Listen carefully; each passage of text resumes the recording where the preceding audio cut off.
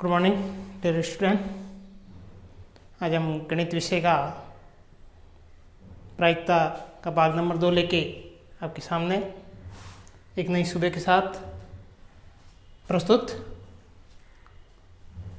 कल हमने प्रायिकता का भाग नंबर 1 पढ़ा था। उसमें प्रायिकता की परिभाषा, उसके बाद में प्रायिकता का मान कहाँ से कहाँ तक होता है। प्रायिकता का एक सूत्र था P कोष्टक E प्लस और P कोष्टक E नहीं, मतलब घटना का घटित होना और घटना का घटित नहीं होना।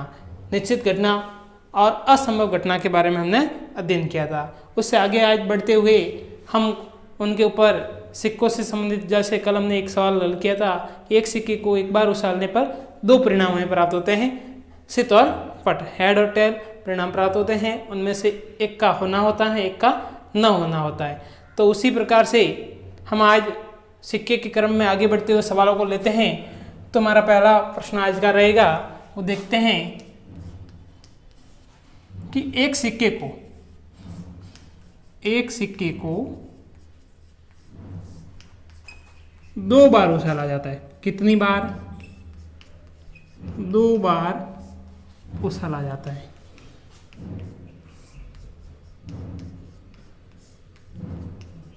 तो निम्न की प्रायिकता होगी। अब देखो, मैं एक ही सवाल के अंदर बहुत सारे सवालों को आपको समझाने की कोशिश करूंगा, क्योंकि यहाँ पे मैंने लिखा निम्न की प्रायिकता होगी। तो इसके अंदर मैं एक प्रश्न के अंदर 2 से 3 प्रश्न और बना देता हूं। दोनों बार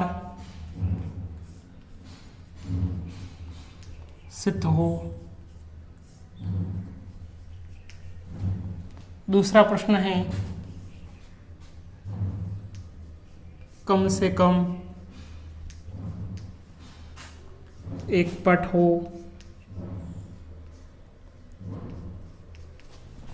तीसरा प्रश्न जैसे मैंने ले लिया, एक सित व एक पट हो। चौथा प्रश्न इसके अंदर ही मैंने ले लिया, अधिक से अधिक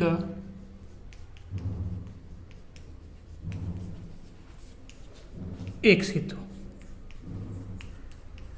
अब ये चारों के चारों प्रश्न जो मैंने लिए वो होना वाला है, घटना का होने वाले स्थिति को लिए हैं कि यहाँ पे भी हो, यहाँ पे भी हो, यहाँ पे हो और हो, मतलब घटना घटित होना लिया है। अब इनके विपरीत क्रम में प्रश्न और भी बन सकता है कि घटना का घटित नहीं होना भी ले सकता है। जैसे मैंने सित लिखा, उसकी जगह पट हो सकता है, पट की जगह सित हो सकता है। अब होना और न होना दोनों प्रकार के प्रश्न में 4 है तो 4 इसके न होने में भी हो सकता है। इसके अलावा भी सित को पट में, पट को सित में बदल के भी प्रश्न बन सकता है। तो अब हमें सबसे पहले समझना है कि एक सिक्के को एक बार उछाला जाता था तो हमें परिणाम प्राप्त हो रहे थे हेड और टेल, मतलब कितने परिणाम प्राप्त हो रहे थे? 2। और अब क्या कर रहा है, एक सिक्के को 2 बार उछाला जा रहा है। कितनी बार उछाला जा रहा है? या तो एक सिक्के को 2 बार उछालो या 2 सिक्कों को एक साथ उछालो, तो स्थिति दोनों समान रहती है। तो आपको समझना होगा कि एक सिक्के को 2 बार उछाला जाने वाला प्रश्न हो सकता है या 2 सिक्कों को एक साथ उछाला जाता है तो भी वही स्थिति रहेगी। तो आपको इसमें सबसे पहले कौन सी स्थिति में प्राप्त होने की संभावना रहती है उसके संभावित परिणाम लिखेंगे। तो एक सिक्के को 2 बार उछालने पर, एक सिक्के को 2 बार उछालने पर आने वाले संभावित परिणाम, कल भी जैसे हमने संभावित परिणाम सबसे पहले लिखा था हेड और टेल। तो आज हमारे पास कितने सिक्के हैं? सिक्का 1 है, लेकिन कितनी बार उछाला गया है? 2 बार। तो हमारे जो 2 बार उछालेंगे तो हमें कौन कौन सा रिजल्ट मिलेगा, मतलब परिणाम हमें कौन कौन से मिलेंगे। तो देखते हैं हमारे परिणाम। पहले सिक्के पहली बार भी हेड गिरा और दूसरी बार भी हेड गिरा, मतलब हमें दोनों बार हेड मिल सकता है, दोनों बार सित मिल सकता है। उसी प्रकार दोनों बार हमें टेल मिल सकता है, क्योंकि ये तो संभावना है, कोई निश्चित तो नहीं है, क्योंकि हमने तो सिर्फ उछालने का एक प्रयोग किया है। अब मिलना क्या होगा वो तो जब गिरेगा तब पता चलेगा। तो दोनों बार हेड आ सकता है, दोनों बार टेल भी आ सकता है। पहली बार हेड, दूसरी बार टेल आ सकता है, और पहली बार टेल और दूसरी बार हेड आ सकता है। कोई भी परिणाम दोबारा नहीं आना चाहिए। तो ऐसे हमें 4 परिणाम आने की संभावना रहती है। तो एक सिक्के को 2 बार उछालने पर हमारे पास में कितने संभावित परिणाम आएंगे? 4 आएंगे। और एक सिक्के को 1 बार उछालोगे तो 2 ही आएंगे। कौन कौन से? हेड और टेल। तो एक सिक्के को 2 बार उछाल दिया तो हमारे पास 4 परिणाम आए। तो कुल परिणामों की संख्या कितनी हुई? 4 हो गई, क्योंकि हमने कल सेकंड लाइन जो लिखी थी वो कुल परिणामों की संख्या पे लिखी थी। तो कुल परिणामों की संख्या हमारे पास कितनी रही? 4 हो गई। उसके बाद हमने कल लिखा था अनुकूल परिणाम। तो हमें जो चाहिए उसके हिसाब से अनुकूल परिणाम लिखेंगे। तो पहला प्रश्न हमने हल करते देखो। तो पहले प्रश्न के अंदर अनुकूल परिणाम कौन है? दोनों बार सित हो। तो दोनों बार सित आने के अनुकूल परिणाम, दोनों बार सित आने के अनुकूल परिणाम। अब देखो दोनों बार सित आना पूछा है। दोनों बार मतलब पहली बार भी हेड और दूसरी बार भी हेड। ऐसे कितने परिणाम है इसमें से देखेंगे तो देखो पहली बार भी हेड है और दूसरी बार एक तो आया। इसके अलावा इसमें तो दोनों टेल नहीं हो सकता। इसमें एक बार ही हेड है, दूसरी बार हेड नहीं है। इसमें एक बार हेड है, दूसरी बार हेड नहीं है। तो ऐसी कितनी स्थितियां मिली हमें कि दोनों बार सित हैं, मतलब दोनों हेड हैं। ऐसी स्थिति हमें इसमें से 4 में से कितनी मिली है? 1 मिली केवल। कितनी मिली है? 1। तो हमारी जो इसकी प्रायिकता जो होगी वो कितनी होगी? तो इस प्रश्न की हमारी प्रायिकता जो होगी वो हमें अनुकूल परिणाम अंश में लिखेंगे। तो अनुकूल परिणाम हमें कितना प्राप्त हुआ? 1। और हमारे कुल परिणाम कितने हैं? 4। ये सरल होते तो हमें सरल करना, अन्यथा नहीं करना। तो हमारी प्रायिकता कितनी हुई? 1/4। अब देखो ये होने का पूछा तो 1/4 आया। अब इसने ये पूछा होता कि दोनों बार सित न होने की पूछता तो 4 में से कितना हो रहा है? 1। तो पीछे कितने ऐसे हैं जो नहीं हो रहे? तो 1 2 ने 3। तो अगर इसने पूछा होता कि दोनों बार सित न आने की प्रायिकता तो कितने होते? 3/4, क्योंकि एक बार मिल रहा है तो 3 बार नहीं मिल रहा है। अब हमारा दूसरा प्रश्न देखेंगे। दूसरे प्रश्न में क्या पूछा है देखो, कम से कम एक पट हो। कम से कम एक पट हो। कितने पट हो? कम से कम एक पट हो। अब देखो कम से कम एक पट की बात लेते हैं तो हमारे पास में कम से कम एक पट होना चाहिए। कम से कम एक पट होने के अनुकूल परिणाम। तो देखो कम से कम भी जब भी सवाल पूछे तो आपको ध्यान रखना है कि जितना पूछा है उतना होना जरूरी, उससे ज्यादा होंगे तो भी चलेगा। तो इसने कितना पट पूछा है? एक पट। एक पट का मतलब टेल। तो देखो इसमें एक टेल है क्या? नहीं है, तो ये तो नहीं ले सकते। इसमें एक टेल है क्या? आप कहोगे कि 2 टेल है तो ज्यादा होने वाला भी चलेगा। तो एक परिणाम ये आया। इसमें एक टेल है क्या? नहीं है, है। तो कितने हो गए? 2। और इसमें भी एक टेल है तो कितने परिणाम हो गए? 3। तो कम से कम एक पट। एक पट का मतलब एक टेल इसमें भी है, एक टेल इसमें भी और एक टेल इसमें भी है। इसका मतलब हमें कितने परिणाम मिले? 3। तो हमारी प्रायिकता कितनी होगी?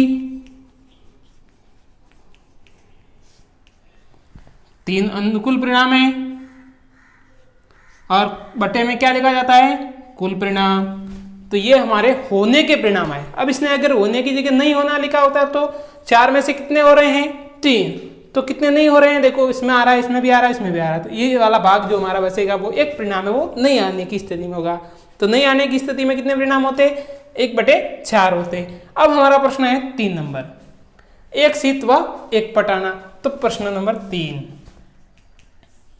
एक सित व एक पट आने की अनुकूल परिणाम। अब देखो एक सित होना चाहिए, एक पट होना चाहिए, मतलब एक हेड होना चाहिए, एक टेल होना चाहिए। तो देखो इसमें तो कौन है? दोनों हेड है, तो ये तो नहीं ले सकते क्योंकि एक पट होना चाहिए, एक सित होना चाहिए। इसमें दोनों टेल है तो ये भी नहीं ले सकते। तो इसमें एक हेड है, एक टेल है, एक हेड है और एक टेल है। तो एक परिणाम और एक परिणाम कितने हो गए? 2 परिणाम हो गए। अब इसकी प्रायिकता कितनी होगी? तो अनुकूल परिणाम हमें कितने मिले? 2। और कुल परिणाम हमारे कितने हैं इसमें पूरे में? 4। अब देखो ये सरल हो रहा है कि नहीं हो रहा, तो सरल हो रहा है क्योंकि दोनों में 2 का भाग जा रहा है। तो इसमें 2 का भाग कितनी बार गया, 1 बार, और इसमें 2 का भाग कितनी बार गया, 2 बार गया। तो ये हमने इसको सरल कर दिया। अगर सरल होता है तो करना है, अन्यथा नहीं करना है।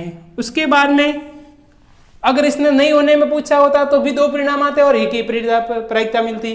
अब चौथा प्रश्न क्या पूछा है बताओ, अधिक से अधिक एक सितों, अधिक से अधिक एक सित, सित का मतलब है आने के कौन सा परिणाम, अनुकूल परिणाम। कौन सा परिणाम, अनुकूल परिणाम। कब, अधिक से अधिक एक सित। अब अधिक से अधिक एक सित आना मतलब एक ही ऐड होना चाहिए, ज़्यादा होंगे तो नहीं चलेगा, कम से कम में तो ज़्यादा होते तो भी चलता, लेकिन अधिक से अधिक में जितना कहता है उतना ही चाहिए, उससे ज़्यादा भी नहीं चलेगा और कम भी। तो इसमें कितना सित का है, एक सित। देखो इसमें कितने सित है, 2 सित है, इसका मतलब इसको नहीं ले सकते, इसमें सित है ही नहीं तो ले नहीं सकते। इसमें एक सित है, इसमें भी एक सित है, इसका मतलब 1 और 1 कितने परिणाम हो गए, 2 परिणाम हो गए। अब प्रायिकता कितनी होगी देखो, अनुकूल परिणाम कितने, 2, कुल परिणाम 4। अब ये सरल होते हैं कि नहीं होते, दोनों में 2 का भाग जाता है, तो इसमें 1 बार गया और इसमें 2 बार गया। इस प्रकार से हमने इसको क्या किया, सरल किया। अब इसकी जगह वो प्रश्न होने वाले की जगह नहीं होना भी लिख सकता था, तो आपको जो हमें मिला है उसके बाद शेष बचेगा 4 में से। जैसे इसमें होने में 1 आया है तो नहीं होने में कितने आएंगे, 3 आएंगे। इसमें होने में 3 आया है तो नहीं होने में कितने आएंगे, 1 आएगा, क्योंकि 4 में से 1 बचता है। इसमें होने में कितने आए हैं, 2, तो नहीं होने में भी 2 आएंगे। इसमें होने में 2 आएंगे तो नहीं होने में भी 2। अब वो सित की जगह पट कर सकता है, पट की जगह सित कर सकता है, और अधिक से अधिक, कम से कम, और दोनों बार या कम से कम, ऐसी स्थिति में प्रश्न सिक्के से संबंधित पूछा जाता है। कल हमने एक सिक्के को 1 बार उछाला था और आज हमने एक सिक्के को 2 बार उछाला है, या 2 सिक्कों को एक साथ उछालो, परिणाम एक ही होते हैं। तो एक सिक्के को 2 बार उछालने पर कितने परिणाम आते हैं, 4 परिणाम आते हैं। एक सिक्के को 1 बार उछालने पर 2 परिणाम आते हैं। इसी प्रकार हम अगला सवाल लेते हैं और उसके अंदर एक सिक्के को कितनी बार उछालेंगे, 3 बार उछालेंगे। कितनी बार उछालेंगे, 3 बार। तो इस प्रकार सिक्के से संबंधित हमारा टॉपिक 3 बार उछालने पर कंप्लीट हो जाएगा।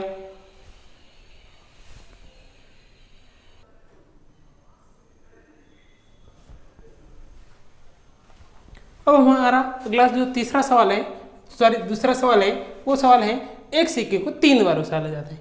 मतलब एक सिक्के को पहले हमने 1 बार उछाला, फिर उसके बाद में एक सिक्के को 3 बार उछाला, 2 बार उछाला, उसके बाद में हम एक सिक्के को 3 बार उछालने जा रहे हैं। कितनी बार उछालने जा रहे हैं, 3 बार उछालने जा रहे हैं। तो 3 बार उछालेंगे तो कितने परिणाम होंगे, और उसके बाद में आपको इसमें भी वही तरीके के सवाल दिए हुए हैं। तो सबसे पहले हम संभावित परिणाम हल करेंगे। क्या हल करेंगे, संभावित परिणाम। एक सिक्के को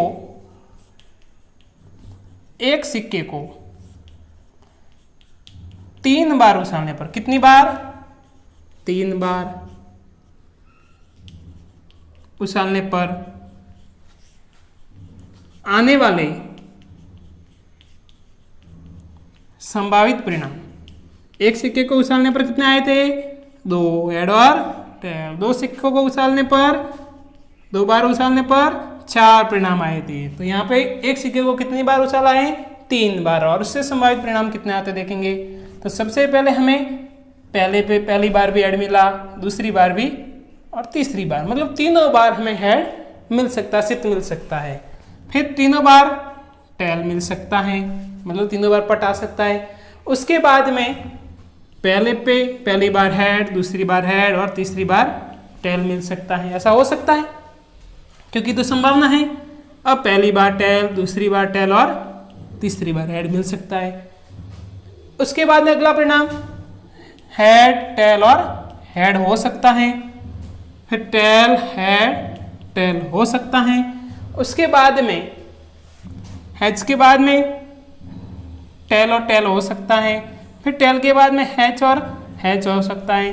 तो ये आपके कुल मिला के कितने परिणाम मिल रहे हैं, 8। कोई भी परिणाम दोबारा नहीं आना चाहिए। एक बार देखते हैं, तीनों बार हेड आया, मतलब टेल तीनों बार आया, फिर 2 हेड 1 टेल, दो टेल एक head tail head tail head tail head tail tail और टेल हेड हेड। इस प्रकार से हमें 8 परिणाम प्राप्त होते हैं। कितने परिणाम प्राप्त होते हैं?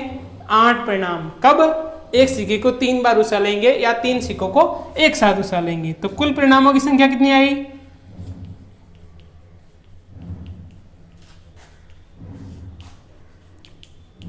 8 मिली। कितनी मिली? 8। एक सिक्के को 2 बार उछाला तब कितने मिले थे? 4। अब हमारा पहला प्रश्न वापस। पहला प्रश्न क्या है? तीनों बार सित या पटो।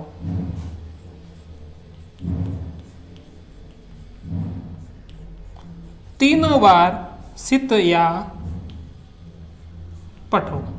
अब देखो तीनों बार सित या पठो मतलब या शब्द विस्मय आया तो या शब्द विस्मय जब भी आ जाता है तो इसको भी लेना है और इसको भी लेना है। अब देखेंगे होने के तीनों बार सित या पठ होने के कौन से परिणाम सबसे पहले लेंगे? अनुकूल परिणाम। तो अनुकूल परिणाम कितने आएंगे? देखो तीनों बार सित है इसमें एक बार और तीनों बार पट भी है तो या होने पर इसको भी लेंगे और इसको भी लेंगे। तो एक तो ये आया परिणाम और एक ये आया। कितने हुए? 2। इसके अलावा तो कोई तीनों बार वाला है नहीं तो हमने एक ये परिणाम लिया और एक ये परिणाम लिया क्योंकि इसने कहा तीनों बार सित तो तीनों बार सित है एक। फिर आया तीनों बार पट तो तीनों बार पट क्योंकि या शब्द आएंगे तो दोनों स्थितियों को लेना जरूरी होगा। तो कितने परिणाम आए? 2 आए। अब बताओ प्रायिकता कितनी होगी? देखो प्रायिकता के लिए हमारा फॉर्मूला क्या है? अनुकूल परिणाम बटे कुल परिणाम। अनुकूल परिणाम कितने आए? 2 आए। कुल परिणाम हमारे कितने हैं? 8। अब ये देखो सरल हो रहे हैं क्योंकि दोनों में 2 का भाग जाता है। इसमें 2 का भाग कितनी बार गया? 1 बार। इसमें कितनी बार गया? 4 बार। फिर हम दूसरा सवाल लेते हैं। तो दूसरा सवाल हमारा क्या है? देखो कम से कम 2 सितों। कम से कम 2 सित आने के अनुकूल परिणाम। अब देखो कम से कम का मतलब ये है कि जितना का है उतना चाहिए, उससे ज्यादा होंगे तो चलेगा, कम नहीं चाहिए। तो कम से कम 2 सित होने से ये मतलब 2 तो होनी चाहिए, 3 होंगे तो भी चलेगा लेकिन एक वाला नहीं चलेगा। तो इसमें 2 सित है कि नहीं है? 3 होने पर भी चलेगा क्योंकि ज्यादा वाला चलता है। तो इसमें 2 सित हैं, इसमें 2 एक भी नहीं है, इसमें भी 2 सित हैं, इसमें भी 2 सित हैं, इसमें एक ही है इसलिए नहीं लेंगे, इसमें भी एक ही है, इसमें 2 सित है। तो कितने परिणाम आए? देखो 1 2 सित वाला, 2 फिर 3 और 4। तो ऐसे कितने अनुकूल परिणाम आए? 4। अब हमारी प्रायिकता क्या होगी? देखो 4/8। दोनों को सरल कर सकते हैं तो 4 का भाग इसमें कितनी बार गया? 1 बार। इसमें कितनी बार जाता है? 2 बार। तो ये सरल हो गया। फिर आगे तीसरा सवाल लेते हैं। देखो तो तीसरे सवाल में क्या कहा है? 2 सित व 1 पट हो। तो 2 सित व 1 पट आने के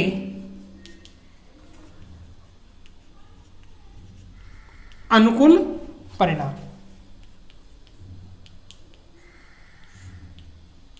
2 सित और 1 पट आना चाहिए। कितने सित आने चाहिए? 2 सित और 1 पट। तो देखो इसमें से 2 सित लेकिन 1 पट नहीं है तो ये नहीं ले सकते। इसमें 3 पट है, इसमें का मतलब नहीं ले सकते। इसमें 2 सित हैं और 1 पट है, देखो तो 1 परिणाम आया। इसमें 2 पट है लेकिन हमारे क्या चाहिए? 2 सित, तो ये नहीं ले सकते।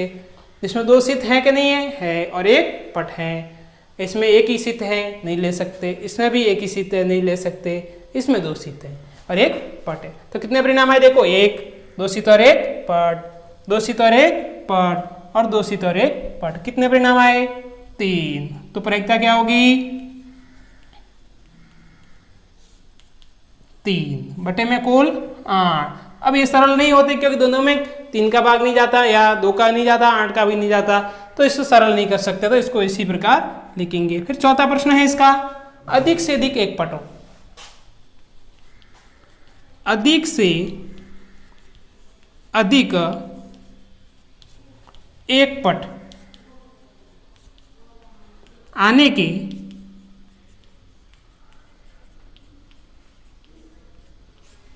अनुकूल परिणाम। अब अधिक से अधिक कितने पट आना है? 1 पट, मतलब कम भी नहीं ज़्यादा भी नहीं, 1 से ज़्यादा भी नहीं चाहिए पट और 1 से कम भी नहीं। तो देखो इसमें तो पट है ही नहीं, इसमें 1 से ज़्यादा पट है तो नहीं ले सकते, इसमें केवल 1 पट है, देखो 1 हो गया, इसमें 2 पट है तो ज़्यादा वाला नहीं ले सकते, इसमें भी 1 पट है, इसमें 2 पट है तो नहीं ले सकते, इसमें भी 2 पट है नहीं ले सकते और इसमें भी 1 पट। तो 1 पट वाले कितने परिणाम है? 1, 2 और 3। अब इसकी प्रायिकता क्या होगी? 3/8। ये सारे के सारे जो परिणाम मिले हैं हमें, वो हमने एक सिक्के को 3 बार उछाला तब हमें ऐसी स्थिति का सवाल प्राप्त होता है। और ये सारे के सारे घटना के घटित होने के उदाहरण मैंने हल करवाए हैं। तो आपको ध्यान रखना होगा कि घटना के घटित होने के अलावा घटना के घटित नहीं होने के परिणाम भी हम प्राप्त कर सकते हैं। कैसे प्राप्त कर सकते हैं? जो हमें प्राप्त हुआ है घटना का घटित होना, उसको 1 में से घटा करके हम प्राप्त कर सकते हैं। या फिर हमें पता है कि 4 में से कितना मिला? 1, तो नहीं होने में कितना होगा? 3 होगा। तो आपको पता होना चाहिए कि प्रायिकता का घटना का घटित होना और घटना का घटित नहीं होना, दोनों का योग जो होता है वो 1 होता है। कल हमने इस प्रकार देखा था। तो हमने सिक्कों से संबंधित प्रकरण को पूर्ण किया है। इसमें एक सिक्के को 1 बार उछालने पर 2 परिणाम आते हैं, हेड और टेल। एक सिक्के को 2 बार उछालोगे या 2 सिक्कों को एक साथ उछालोगे तो 4 परिणाम आ रहे थे, जो भी हल किया थोड़ी देर पहले। उसके बाद एक सिक्के को 3 बार उछालेंगे या 3 सिक्कों को एक साथ उछालेंगे तो हमें 8 परिणाम कुल मिलते हैं। उनमें से आपको कम से कम वाला सवाल, अधिक से अधिक वाला और पटाना सिताना या फिर या वाला सवाल आता है तो दोनों स्थिति को लेते हैं। इस प्रकार से हमने सिक्कों के प्रकरण को पूर्ण किया है और उसके बाद हम आगे पासे से संबंधित और ताश की गड्डी से संबंधित प्रकरण को अगले वीडियो में हल करेंगे। आपको ध्यान रखना एक चीज होगी कि प्रायिकता का हमारा जो 18वां अध्याय है वो भी बोर्ड के दृष्टि से बहुत महत्वपूर्ण रहता है और इसमें से 2 प्रश्न आपको परीक्षा में बनते हैं 4 अंकों की।